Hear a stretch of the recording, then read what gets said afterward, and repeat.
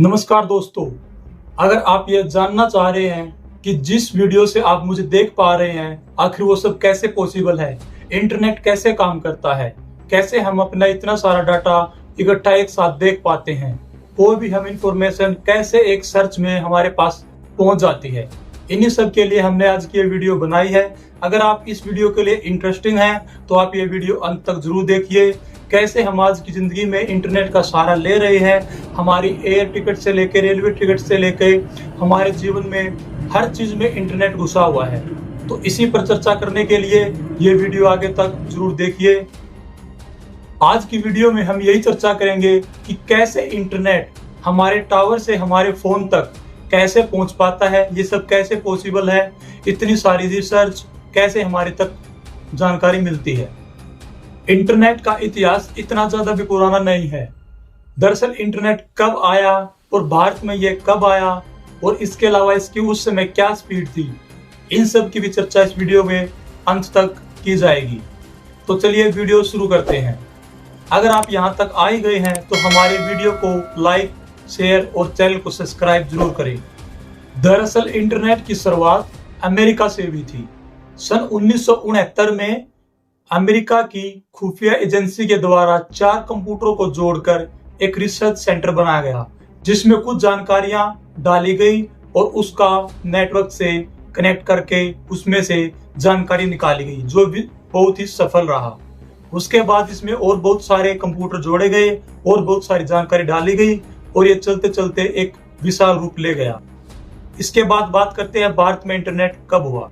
भारत में इंटरनेट 1986 में लाया गया। उस समय हमारे रिसर्च ऑफ इलेक्ट्रॉनिक्स के द्वारा इसकी स्थापना की गई और इसे एक शोध के कार्यों में लाया गया। हमारे IIT Delhi, IIT Kanpur, IIT Bombay जैसे शहरों में इसे सबसे पहले स्थापित किया गया। इसका महत्वपूर्ण उपयोग किया गया। आपको बता दें, इंटरनेट की स्पीड शुरुआती दिनों में बहुत ही कम थी। यह मात्र 9.6 केबी तक थी, जो 2004 तक आते आते ब्रॉडबैंड की सहायता से 256 केबी तक पहुंची। और उसके बाद जब 2014 में 4G और आज 5G आ गया है तो आप लोग इंटरनेट की स्पीड देख ही रहे। चलिए अब जानते हैं इंटरनेट कैसे काम करता है। दरअसल इंटरनेट को एक सर्वर रूम की जरूरत होती है, जहां पर बहुत सारी फाइलें, डाटा को इकट्ठा किया जाता है। ये उसी तरह होता है जिस तरह हम लोग एक दूसरे को जानकारी देते हैं, एक दूसरे को जानते हैं, ये सही में उसी तरह ही काम करता है। रिसर्च सेंटर के अंदर जो हमारा सर्वर रूम होता है उसके अंदर टोटली सभी जानकारियां डाल दी जाती हैं जिन्हें हम लोग सर्च करते हैं। ये किसी एक व्यक्ति का कार्य नहीं होता। दरअसल ये अलग अलग डिपार्टमेंट, अलग अलग वेबसाइट अपने हिसाब से डाटा इकट्ठा करती हैं।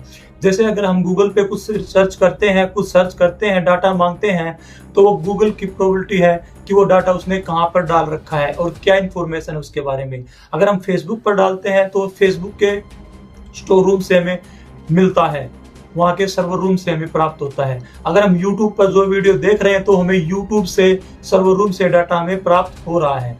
तो जितने भी अमेजोन, फ्लिपकार्ट और अदर्स साइट जितने भी हैं, तो सबकी अपनी अपनी रिस्पॉन्सिबिलिटी होती है और वो अपना इकट्ठा डाटा डालते हैं जो हम तक पहुंचता है।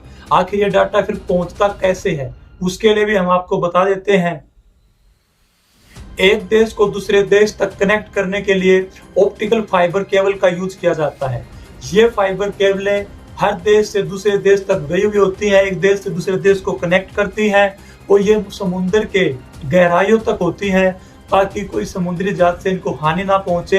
ये बहुत महंगी होती हैं और साथ ही इसके एक साथ 2 केबलों को बिछाया जाता है ताकि कभी खराब होने पर दूसरी केबल से इंटरनेट या कोई सर्वर रूम से कोई इंफॉर्मेशन लेता है तो वो उस तक सुरक्षित पहुंचाई जा सके।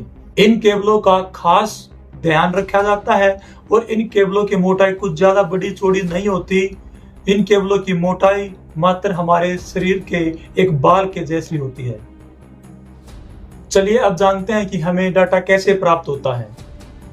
एक कंप्यूटर दूसरे कंप्यूटर से, जैसा कि बताया, कि नेटवर्किंग के साथ कनेक्ट होते हैं। जब भी हमें कोई डाटा चाहिए होता है, हम सर्च करते हैं तो वह डाटा प्रकाश की तरंगों में, रेडियो तरंगों में कन्वर्ट होके आगे पहुंचता है और इसे बिट्स भी कहा जाता है। ये बिट्स जितनी फास्ट चलती हैं हमें इंटरनेट की स्पीड उतनी ही स्पीड से मिलती है। ये डाटा आगे जाकर इनके सर्वर रूम में हिट करता है और वहां से वह जानकारी कलेक्ट करके छोटे छोटे पैकेट बनते हैं और वह जानकारी फिर उन्हीं लाइनों से ऑप्टिकल फाइबर केबलों से उनके सर्वर रूम से हमारे फोन तक पहुंचाई जाती है और ये अंततः उसी टावरों से आती हुई लास्ट में उन्हीं तरंगों से आती हुई और वो प्रकाश की किरणों में बदलकर हमारे फोन तक रेडियो तरंगों में पहुंचकर हम तक पहुंचती है। ये छोटे छोटे पैकेट होते हैं जो हमारे राउटर स्विच इन सब की बहुत अहम भूमिका होती है इसके अंदर। वो इसे सीक्वेंस वाइज ऐड करते हैं और हमारे पास जो स्क्रीन पर डाटा होता है वो हमारे पास शो होता है। हमारा डाटा सर्च करने के लिए हमें प्रकाश की गति का सहारा लेना पड़ता है। यह प्रकाश की गति लगभग 3 लाख किलोमीटर पर सेकंड के हिसाब से होती है, जिससे हमें डाटा कलेक्ट करने में बड़ी आसानी होती है। और इसमें एक अहम भूमिका आईपी एड्रेस की होती है। आईपी एड्रेस उसी तरह काम करता है जिस तरह एक डाकिया किसी चिट्ठी को देने के लिए उसके एड्रेस पर वह चिट्ठी भिजवा देता है, ठीक उसी तरह आईपी एड्रेस भी काम करता है। जब हम कुछ सर्च करते हैं तो वह उस आईपी एड्रेस से सामने सर्वर रूम में तक पहुंचता है और फिर वह सर्वर रूम प्रकाश की गति से उस डाटा को कलेक्ट करता है और उसी प्रकाश से उन्हीं तरंगों से उन्हीं ऑप्टिकल फाइबरों से भेजकर हमारे एड्रेस तक, हमारे आईपी एड्रेस तक हम तक वह चीजें पहुंचाई जाती हैं। दोस्तों, ये था हमारे और इंटरनेट के बीच का सफर। अगर आपको जानकारी अच्छी लगी हो तो अजय रोयल चैनल को सब्सक्राइब जरूर करें। धन्यवाद।